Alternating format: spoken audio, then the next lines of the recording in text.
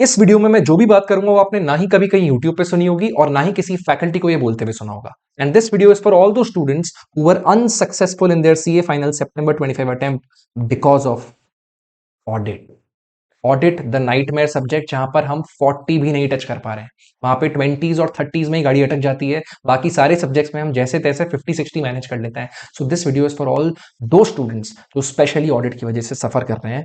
इस वीडियो में मैं बात करने वाला हूं short 40+ strategy for January 26 exam. Problem ये है कि आपने 40+ स्ट्रैटेजी सुन के सोचा होगा कि भाई 40+ क्या होता है। हमने 60+ सुना है, 70+ सुना है, 80+ सुना है, 40+ strategy. Yes, this is a short 40+ strategy. और मैं इसलिए बता रहा हूं ये डिफरेंट है बिकॉज सबसे पहले तो ये एक एवरेज स्टूडेंट्स है, ना मैं कोई रैंकर हूं, ना मैं कोई बहुत इंटेलिजेंट स्टूडेंट हूं, और ना ही मैं आईसीआई मॉड्यूल पढ़ने वाली एडवाइसेस देता हूं। मैं बहुत प्रैक्टिकल बातें करता हूं, मैं आपकी सारी प्रॉब्लम समझता हूं। हमको सारे सब्जेक्ट्स के साथ ऑडिट को मैनेज करना है, वो सारी प्रॉब्लम्स को मद्देनजर रखते हुए मैंने इस पूरे प्लानर को ड्राफ्ट किया है आपके लिए स्पेशली। इसमें कोई भी फैंसी बातें नहीं होने वाली। एंड तक बने रहना इस वीडियो के, क्योंकि ऐसी ऐसी बातें इस वीडियो में बोलूंगा जो आपके मन को बिल्कुल भी शांति नहीं देंगी। इस वीडियो में ऐसी कोई भी बात नहीं बोलूंगा जिसमें आपकी मन की शांति वाली पढ़ाई हो। हाँ, पर मैं इसमें सारी एडवाइसेस वो दूंगा जिसके अंदर पास होने वाली पढ़ाई होगी। सो प्लीज ट्रस्ट मी और इस वीडियो के एंड तक बने रहना। तो सबसे पहले शुरू करते हैं। मैंने क्या रियलिस्टिक अजम्पशंस लिए। रियलिस्टिक अजम्पशंस बहुत सेम थे कि हम ट्राई कर रहे हैं कि एफआर और एएफएम से हमारा एग्रीगेट मैनेज हो जाए, और ऑडिट में हमको बस जैसे तैसे सर 40-50 मार्क्स ले आ दो। हमको बाकी और नहीं हो रहा है, सिर्फ 40-50 कैसे भी ऑडिट में ले आओ। सेकेंड चीज कि हमारे पास अब 2 महीने बचे हैं। 2 महीने बचे हैं तो हमारे पास 2 ग्रुप्स बचे हो सकते हैं, कुछ लोग का एक ग्रुप बचा हो सकता है। उसमें हमें ऑडिट मैनेज करनी है 2 सब्जेक्ट्स के साथ। तो प्लीज ऑडिट को उतना ही हम टाइम भी दे पाएंगे, उस हिसाब से कोई स्ट्रैटेजी बता दो। अच्छा, अभी तक भी कोई वीडियो में रैंकर जुड़ा हुआ हो या फैकल्टी जुड़ा हुआ हो तो प्लीज आप वीडियो को छोड़ देना, ये वीडियो आपके लिए नहीं है। You will waste your time on this video.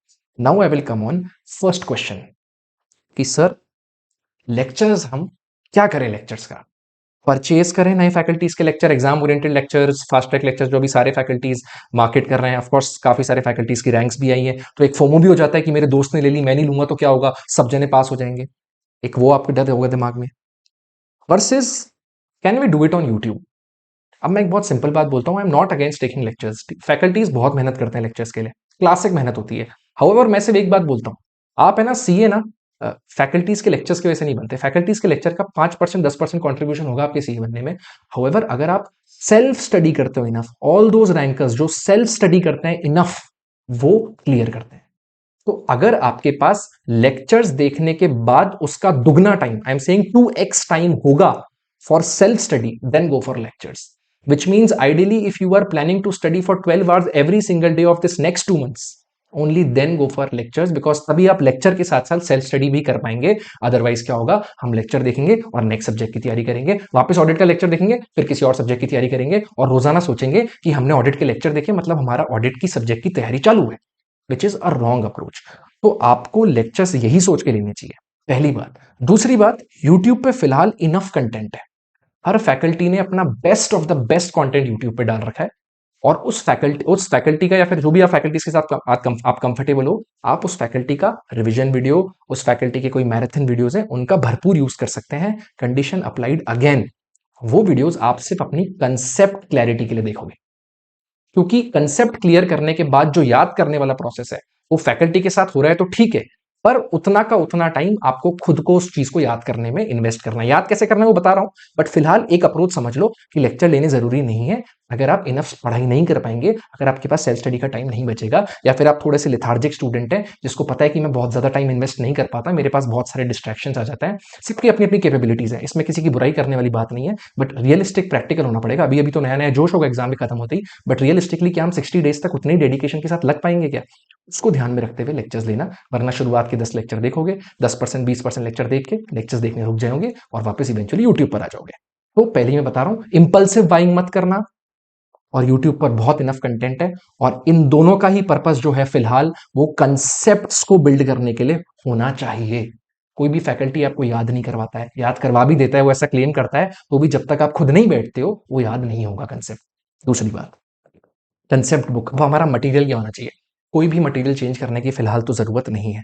Her faculty का मटेरियल पूरा का पूरा कंसोलिडेटेड होता है। हाउएवर, दो चीजों का ध्यान रखना, किसी भी फैकल्टी ने अगर प्रोफेशनल एथिक्स में मॉड्यूल का कुछ भी काट रखा हो तो उस फैकल्टी का मटेरियल एटलीस्ट प्रोफेशनल एथिक्स के लिए मत देखना। प्रोफेशनल एथिक्स में मॉड्यूल स्पेसिफिकली डिजाइंड है हमारी, जहां पर कोई भी एग्जैक्ट पॉइंट उठ के हमें पूछ लेते हैं, क्योंकि इतनी बड़ी मॉड्यूल है 120 पेजों की, तो बहुत ही लिमिटेड कंटेंट फैकल्टीज अपने कभी समराइज करने के चक्कर में लिमिटेड कंटेंट डाल पाते हैं। उस चक्कर में बहुत ऐसे ऐसे क्वेश्चन जो एग्जैक्ट मॉड्यूल की डायरेक्ट लाइन उठ के आई हुई होती है और आइडेंटिफाई करनी होती है, उसमें हम गलती कर जाते हैं। और प्रोफेशनल एथिक्स एक स्कोरिंग एरिया है जहां पे हमें बिल्कुल चांस लेना ही नहीं है। बाकी एसेज किसी ने भी कैसे भी डाल रखे हो और चैप्टर्स को कैसे भी डाल रखा हो, प्रोफेशनल एथिक्स का ध्यान रखना। मैं तो कहता हूं मटेरियल बदलने की जरूरत नहीं है। हाउएवर, अगर आपको 1.5 डेज में स्ट्रगल हुआ है पढ़ाई करने में और आपको लग रहा हो कि आपका कंटेंट आप 1.5 डेज में कैसे कर पाओगे, उस केस में you can consider changing the material. However, एक फोटोजेनिक मेमोरी का भी केस होता है, तो यानी अभी आप जिस कंटेंट से पढ़ रहे हो आप उस कंटेंट से पढ़ सकते हो। पढ़ना कैसा है उस अप्रोच को चेंज करना पड़ेगा। कंटेंट अभी, मटेरियल अभी आपका सेम हो सकता है। नेक्स्ट बात पे मैं जाऊंगा, क्वेश्चन बैंक। क्वेश्चन बैंक अगर आपके पास हो तो ठीक है और नहीं हो तो कोई दिक्कत नहीं है। क्वेश्चन बैंक लो ही मत। आई वॉन्ट टू से दिस बिकॉज क्वेश्चन रिपीट नहीं हो रहे हैं, ना आरटीपी के रिपीट हो रहे हैं ना एमटीपी के रिपीट हो रहे हैं, और पास्ट एग्जाम के क्वेश्चंस तो बिल्कुल भी रिपीट नहीं हो रहे हैं। हाँ, अगर कोई क्वेश्चन रिपीट होता है तो आईसीआई मॉड्यूल का हो जाता है, हाउएवर वो भी नहीं हो रहा है।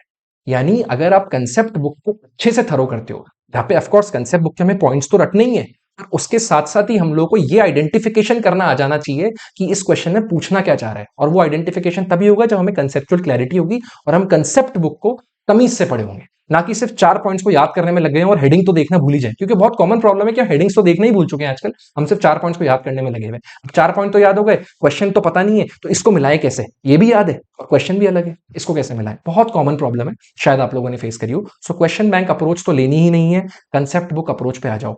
अब आते हैं क्वेश्चन बैंक में वापस से कि सर क्वेश्चन बैंक लेना कौन सा है, क्वेश्चन बैंक में मार्किंग कैसे करनी है। कोई भी क्वेश्चन जिसके डायरेक्ट लास्ट में आपको दे रखा होता है कि भाई पूरी रामायण लिख के कि आइडेंटिफाई दिस या what are the factors affecting this, तो उस केस में तो हमारे लिए इजी हो गया, हमने लास्ट लाइन को देख के आंसर कर लिया। और इवेंचुअली जब हम एग्जाम में एक्चुअल क्वेश्चन देखते भी हैं तो हम सबसे पहले लास्ट लाइन ही देखते हैं, लास्ट लाइन देख कर आइडेंटिफाई हो गया तो ऊपर ऊपर से पढ़ लो बस क्वेश्चन। उस केस में लास्ट लाइन आइडेंटिफिकेशन क्वेश्चन को क्रॉस कर देना। जो भी ऐसा केस स्टडी बेस्ड क्वेश्चन आपको दिख रहा हो कि भाई इसमें कुछ मसालेदार बात बोली या कुछ एग्जांपल ओरिएंटेड बात बोली, उसको ट्राई करना, अगर छोटे में कर सको तो अपने कंसेप्ट बुक में ऐड कर देना ऊपर की तरफ, ताकि आपके पास एक ही मटेरियल रहे 1.5 डेज के लिए। अब हम आते हैं बहुत ही शानदार टॉपिक पे, वो है एबीसी एनालिसिस। इसके लिए मैं आपको एक स्पेशल वार्निंग दे रहा हूं, आप किसी भी फैकल्टी का एबीसी एनालिसिस फॉलो करो, कोई दिक्कत नहीं है। मैंने एक स्पेशली प्रायोरिटी लिस्ट की टॉपिक्स बनाई है और उसमें एक कुछ आपको स्पेशल डिस्क्लेमर देने वाला हूं, वहां तक रुक जाओ एंड तक, तो मजा आ जाएगा। आप चाहो तो उसको फॉलो कर सकते हो या किसी भी फैकल्टी की एबीसी फॉलो करो। हाउएवर, वार्निंग सिर्फ ये है कि कोई भी फैकल्टी अगर आपको बोलता है कि एक पर्टिकुलर चैप्टर में से भी कुछ पर्टिकुलर टॉपिक्स कर लो, तो वहां ब्लंडर हो जाएगा, बंद कर देना उसको। या तो पूरा चैप्टर करो या पूरा चैप्टर छोड़ दो, क्योंकि आप जो भी इंपॉर्टेंट सो कॉल्ड क्वेश्चंस करोगे, आईसीआई उसमें से टेस्ट ही नहीं कर रहा। आईसीआई की टेस्टिंग इतनी डेप्थ में चली गई है कि आप जो नहीं करोगे आईसीआई वही पूछ रहा है। तो आईसीआई को चैलेंज मत करना वहां पे, कोई भी चैप्टर अगर आता हो पूरा करना, और वरना पूरा छोड़ देना हंसते खेलते, कोई दिक्कत नहीं है। मेरे एबीसी का वेट कर सकते हो तो मजा आ जाएगा, बता रहा हूं अभी, दिल हिल जाएगा आपका, दिल दहक जाएगा। उस पर आते हैं, उससे पहले आते हैं the question of the hour, how to retain audit. मैंने बहुत फैकल्टीज के भी तरीके सुन लिए, मेरे को मेरे भी तरीके पता है, स्टूडेंट्स के भी बहुत तरीके सुन लिए, तो मैं बॉटम डाउन सिर्फ 2 अप्रोचेस तक पहुंचाऊं। पहले वो लोग जो हर दिन ऑडिट पढ़ते हैं, ये अप्रोच ज्यादा ट्राइड एंड टेस्टेड भी है और ये अप्रोच ज्यादा सक्सेसफुल भी है, तो रेकमेंडेड है कि आप भी हर दिन ऑडिट पढ़ना शुरू करो in the best time of the day, usually the morning, जब आप सबसे फ्रेश होते हो। अब इसमें सिर्फ इतना सा कैच है, ये भी आप बहुत जगह सुन चुके हो, और सबसे ट्राइड एंड टेस्टेड और बेस्ट तरीका यही है, आप जो भी आज पढ़ो उसको आपको कल वापस, जैसे आपने सुबह आज मॉर्निंग में जो टॉपिक्स रिवाइज करे 2-3 घंटे लगा के, अगले दिन मॉर्निंग में आपको स्पेशली आधी घंटे पौने घंटे लगाने हैं उन टॉपिक्स को जो आपने पिछले दिन करे उसको रिवाइज करने में, दैट्स इट। अब उसी टॉपिक को जब आप अगले दिन, उसके अगले के अगले दिन रिवाइज करोगे तो आपको याद नहीं आएगा, तब आपको याद करने की कोशिश नहीं करनी। थोड़ा सा क्या सबकॉन्शियस मेमोरी का भी गेम है, थोड़ी सी साइंस भी है, और थोड़ा बहुत क्या हम उसको वापस रिवाइज करेंगे ना, तो मेमोरी में धीरे धीरे धीरे स्टोर होने लगता है। However, for the time being immediately वो टॉपिक करके आप अगले दिन उसको मॉर्निंग में रिवाइज कर लो, या अगले दिन सुन, या जिस दिन आप रिवाइज पढ़े हो उस टॉपिक को उस दिन ही सोने से पहले रिवाइज कर लो, यानी उस टॉपिक का शॉर्ट स्पैन में एक रिविजन हो जाएगा ना, तो मजा आ जाएगा। ऑडिट रोजाना भी पढ़ सकते हो। दूसरी अप्रोच ये है कि आप ऑडिट को एक पर्टिकुलर टाइम देखें कि भाई अगले 5 दिन 6 दिन मुझे सिर्फ ऑडिट पढ़ना है, तो उस केस में भी यही अप्रोच आपको फॉलो करनी है, जहाँ पे आप मॉर्निंग के, अगर आप दिन के आप 10 घंटे पढ़ते हो, दिन के 8 घंटे पढ़ते हो, तो आपको 6 घंटे दिन की पढ़ाई करनी है और 2 घंटे वापस वो 6 घंटे को रिवाइज करने में डालना है। अगर उस चीज को रिवाइज करने में टाइम नहीं डाल रहे हो तो आपको रिटेंशन इश्यूज आएंगे। अब आप बोलोगे सर हम तो रिवाइज करते हैं फिर भी रिटेंशन इशू आएंगे, उसका सिर्फ एक ही रामबाण है, वो है जितनी बार रिवाइज हो पाएगा उतनी बार ही हम, उतना अच्छे से ही हम रिटेन कर पाएंगे। बहुत सिंपल बात है, ट्राइड एंड टेस्टेड बात है। Now let me talk on something that you will not like, सबसे बोरिंग टॉपिक। और अब अभी तक तो शायद पेशेंस स्पैन बचा भी नहीं होगा, इतना अटेंशन स्पैन भी नहीं होगा।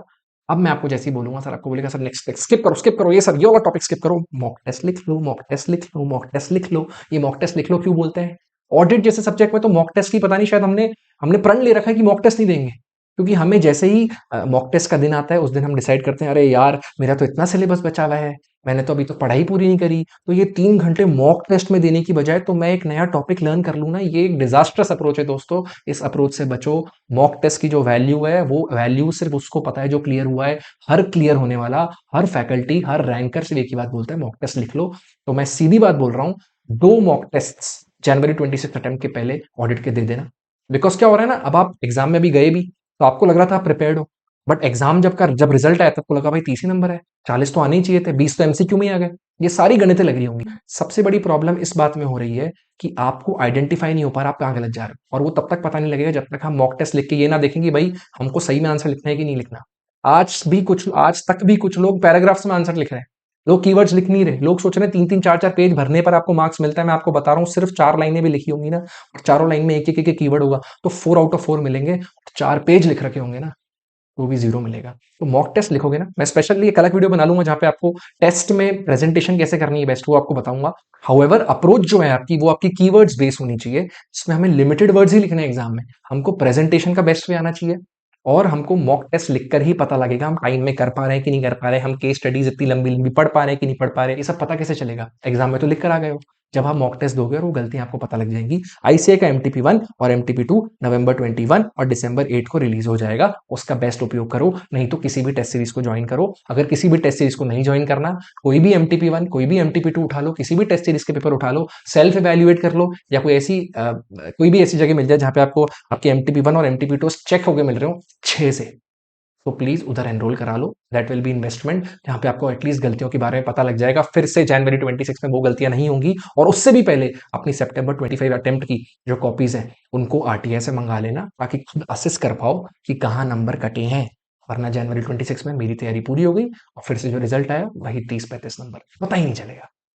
Last but not the least, हमको सबसे ज्यादा फोकस करना है अमेंडमेंट्स और न्यूमेरिकल्स क्वेश्चन पे, क्योंकि अभी आईसीए का लेटेस्ट ट्रेंड ये है कि एक तो May 25 में अमेंडमेंट्स भी बहुत सारे आ गए आपके, और न्यूमेरिकल्स जो है वो आईसीए बड़ा मजे से टेस्ट कर रहा है, एमसीक्यू में भी और क्वेश्चंस में भी, specifically in the chapter of bank audit and NBFC. इन दोनों के अंदर आपको न्यूमेरिकल सम्स प्रैक्टिस करने हैं। अब हम आते हैं, इतनी देर से आप जिसके लिए वेट कर रहे हो, इतना लंबा वीडियो हो गया और गलती से यहाँ तक रुके हो आप, तो अब आपको मिलेगा रियल खजाना। वो है, मैं आपको देने वाला हूँ कि आपको कैसे क्या टॉपिक्स पढ़ने हैं और सिर्फ कितने टॉपिक्स पढ़ने हैं। कुछ भी आप पढ़ो उसके पहले इधर आ जाओ नीचे, सब छोड़ दो। एक बड़ा बड़ा मैंने लिखा हुआ है, ignore these topics from first revision itself. पढ़ने ही नहीं है, पढ़ने ही नहीं है। मैंने आपके हटा दिए सिलेबस से टॉपिक्स। कौन से? Bank NBSC. सर पागल हो रहे हो? 8 से 10, 4 से 8 नंबर का गारंटीड आने वाला है। आपने बोला न्यूमेरिकल कर लेना, उसके अलावा भी 4 से 8 नंबर का गारंटीड आने वाला है, पता है ना आपको? डिजिटल ऑडिट भी नहीं करना सर, 5 नंबर का डायरेक्ट क्वेश्चन आता है, गारंटीड क्वेश्चन आता है। डिजिटल ऑडिट, मतलब sorry, due diligence, forensic investigation. Sir अब बहुत हो गया है, अब मुंह से कुछ गाली निकल जाएगी। 4 से 5 नंबर का ये भी गारंटीड आता है, मुझे पता है। फिर मैं आपको बोलता हूँ, एक चैप्टर है risk assessment and internal control, और पेंडिंग ऐसे जो भी मैंने ऊपर लिख रखे हैं उसके अलावा सबके आगे मैंने लिख रखा है ये आएंगे 10 से 15 नंबर के, 4 से 5, 4 से 5, 4 से 8। ये नंबरिंग मैंने पिछले 4 अटेम्प्ट की, May 24 ऑनवर्ड जो भी न्यू सिलेबस में जितने भी एग्जाम्स हुए सबकी निकाल के यहाँ पे रख दिए कि लोवेस्ट कितना पूछा गया, हाईएस्ट कितना पूछा गया, और इसी रेंज में पूछा जाएगा। मैंने आईसीए की वेटेज से भी चेक कर ली। गारंटीड क्वेश्चन आने वाले हैं, ठीक है, यहाँ से गारंटीड क्वेश्चन। अगर आप अपर एंड पे भी लोगे, इसमें सारे क्वेश्चन आ गए, 8 number, 5 number, 5 number, 15 number. Sir almost 25 marks का जो पेपर है ना, वो तो आप हमें बोल रहे हो कि आपको पढ़ना ही नहीं है। गाइस एक बात सुनो, इन टॉपिक्स को छोड़ दो, मेरे कहने से छोड़ दो, आता हूं क्यों छोड़ना है, और ऊपर आ जाओ। ये मैंने स्पेशली खंगाल के आपके लिए बनाए हैं। काफ़ी सारे यूट्यूब के फैकल्टीज़ के एबीसी से मिलता-जुलता भी लगेगा आपको। मोर और लेस सारी फैकल्टीज़ का लगभग सेम ही होता है। आपको इन ऑर्डर सिर्फ़ ये टॉपिक्स करना है। फर्स्ट रिवीजन में भी यही करना है, सेकंड रिवीजन में भी यही करना है, थर्ड रिवीजन में भी यही करना है, 1.5 डेज़ में भी यही करना है। यानी जो 118 मार्क्स का पेपर होता है, आपको एग्ज़ाम हॉल में जाने के बाद सिर्फ़ 80 मार्क्स का पेपर आएगा। मतलब सर, जहां दुनिया बोल रही कुछ छोड़ के मत जाओ, कुछ छोड़ के मत जाओ, सारा सब्जेक्ट करना है, सेलेक्टिव स्टडी नहीं करनी है, आप बोल रहे हो सर 80 मार्क्स की तैयारी करनी है। मैं तो बोल रहा हूँ यस। अब ये बात डाइजेस्ट नहीं होगी, बिल्कुल डाइजेस्ट नहीं होगी ये बात। आपकी मन को बिल्कुल शांति नहीं देगी बात। मैं बता रहा हूँ आपको, मैं पिछले 1.5 साल से सीए फाइनल और इंटर के स्टूडेंट्स को गाइड और मेंटोर कर रहा हूँ। मैं खुद May 24 न्यू सिलेबस का पास आउट हूँ और बहुत ही क्लोजली एग्जाम के पैटर्न ऑब्जर्व कर रहा हूँ। और सबसे ज्यादा स्टूडेंट्स की यही प्रॉब्लम है कि ऑडिट का इतना बड़ा सिलेबस याद करने में, कवर करने में हमारा इतना टाइम निकल जा रहा है कि हम और कुछ कर ही नहीं पा रहे। हम वो ऑडिट का 100% सिलेबस तो कभी कर ही नहीं पाते। मैं कहता हूँ जाने दो 100% सिलेबस, प्रिपेयर रहो एग्जाम में। प्रिपेयर रहो एग्जाम में। डिजिटल ऑडिट क्वेश्चन आएगा, मुझे आता ही नहीं है, आता ही नहीं, पता है हमको कि नहीं आता, एग्जाम में आएगा। इन्वेस्टिगेशन क्वेश्चन पता है आएगा ही नहीं। Bank audit NBFC question 8 number का आएगा ही नहीं। इसमें से अगर इनमें से कुछ और ऐसे में पूछ लिया 5 10 15 नंबर का, हमको आएगा ही नहीं। यानी हमको आएगा ही 80 मार्क्स का पेपर सर। 80 मार्क्स के पेपर में ना आप 80 में से 80 भी ला सकते हो। बिल्कुल डाइजेस्ट नहीं होगी बात, बट यही रियलिटी है। Quality is more than quantity. इस बात को अभी समझना है तो अभी समझ लो, एक अटेम्प्ट खाने के बाद समझना, एक अटेम्प्ट खाने के बाद समझ लें। थोड़ी कड़वी लग रही होगी बात, बट यही रियलिटी है। अब मैंने आपको ना लिस्ट से दी है, इन टॉपिक्स को आपको करना है इज्जत से, इन ऑर्डर। प्रोफेशनल एथिक्स के बाद कारो के बाद एसडीजी के बाद एसए 220 की एसक्यूसी, फिर 700 सीरीज, फिर internal audit, PSU group audit. इधर मैंने इनके एक्सपेक्टेड मार्क्स लिखे हैं। पहले टॉपिक्स करती है आपकी 50 मार्क्स की, 40 से 50 मार्क्स की प्रिपरेशन हो जाएगी। ठीक है, इन टॉपिक्स को करने के बाद उसके बाद है ना हमको क्या करना है, अब हम यूट्यूब का सदुपयोग करेंगे। ऐसे ही है ना, बड़ी कंसेप्चुअल होते हैं, उनमें अंडरस्टैंडिंग चाहिए होती है, उन्हीं अंडरस्टैंडिंग से आप एमसीक्यू भी बना पाते हो। और कहीं ना कहीं थोड़ी बहुत हेल्प मिल जाए। 5 नंबर क्वेश्चन में हम तो उम्मीद कर रहे हैं 2 से 3 नंबर ही आ जाए, बहुत है। 3 नंबर भी बड़ी बात है, 2 नंबर भी आ जाए तो बहुत है। उसके लिए ये परफेक्ट स्ट्रैटेजी, जहाँ पे आपको यूट्यूब का सहारा लेना है फॉर अंडरस्टैंडिंग एसेज। सारे एसेज समझना है, फ्रॉम 200 to 700 सारे के सारे एसेज समझना। उसके बाद उनको किन एसेज पे खुद को फोकस करके याद करना है, वो मैंने यहाँ पे लिख दी है। लिस्ट पूरी यहाँ पे लिख दी है। You can consider it what you call as a category. अगर आपने ये ना यही को अच्छे से पहली बार भी पढ़ लिया, दूसरी बार भी, तीसरी बार भी, मन की शांति के लिए मत सोच लेना कि एक बार मेरे पास टाइम है तो मैं डिजिटल ऑडिट तो पढ़ लूं, थोड़ा सा टाइम है तो मैं एनबीएफसी तो पढ़ लूं, मैं ये जो टॉपिक्स हैं पढ़ लूं, कि मन को शांति नहीं देगा। मुझे पता है, मुझे पता है, मुझे पता है। मन को आपको लगेगा कि थोड़ा सा पढ़ लूं यार, थोड़ा सा पढ़ लूं इसको। नहीं पढ़ना है, शुरुआत से नहीं पढ़ना है। इतनी से पर अच्छे से पढ़ाई करने पर ध्यान दे दिया ना, 40 नंबर क्या, 60 नंबर क्या, 80 नंबर भी आएंगे। बड़ी बात लग रही होगी पर आएंगे। ट्राइड एंड टेस्टेड है, भरोसा करना है तो कर लो। एंड इन द लास्ट में आपको सिर्फ इतना सा बोलूंगा कि सबसे बड़ा स्कैम जो है ना सीए स्टूडेंट जो करता है, वो है they prepare like they will attempt 100 marks. But truth क्या है कि एग्जाम हॉल में हम सिर्फ 80 के ऊपर का तो अटेंड कर ही नहीं पाते सही से। So from today convince yourself that you are studying only for 80 marks, because हमें पास होना जरूरी है यार। 30 नंबर पे अटके हुए हैं, 40 मार्क्स आ जाएं, 90 नंबर हमें नहीं लाने। So C A final is equal to smart elimination and not stupid perfection. बहुत कड़वी बातें, बहुत डिजास्टर्स बातें, बहुत ही हैवी बातें लग रही होंगी, बट ट्रस्ट में इसको फॉर्मूले को अप्लाई करके देखो, आपको सी ए फाइनल जनवरी 26 अटेम्प्ट में फर्स्ट ग्रुप में ऑडिट में 40 मार्क्स लाने से, एटलीस्ट बेयर मिनिमम 60 प्लस भी आ सकता है, 40 प्लस लाने से कोई नहीं रोक सकता। पढ़ो सिर्फ वही जिसमें एग्जामिनर्स मार्क्स देते हो, नॉट जिसमें तुम्हारा मन करता हो। All the very best. आपको कोई भी, ये आपको पूरी पीडीएफ मेरे टेलीग्राम पे मिल जाएगी। आपको कोई भी किसी भी प्रकार का अभी भी डाउट हो तो मुझे कमेंट में लिखो, मैं आपका कमेंट में और टेलीग्राम पे कनेक्ट करके आपके डाउट का जवाब देने की पूरी कोशिश करूंगा। बहुत डिफरेंट लग रही होंगी बात, प्लीज मान के देखो, 40 प्लस मार्क्स आएंगे।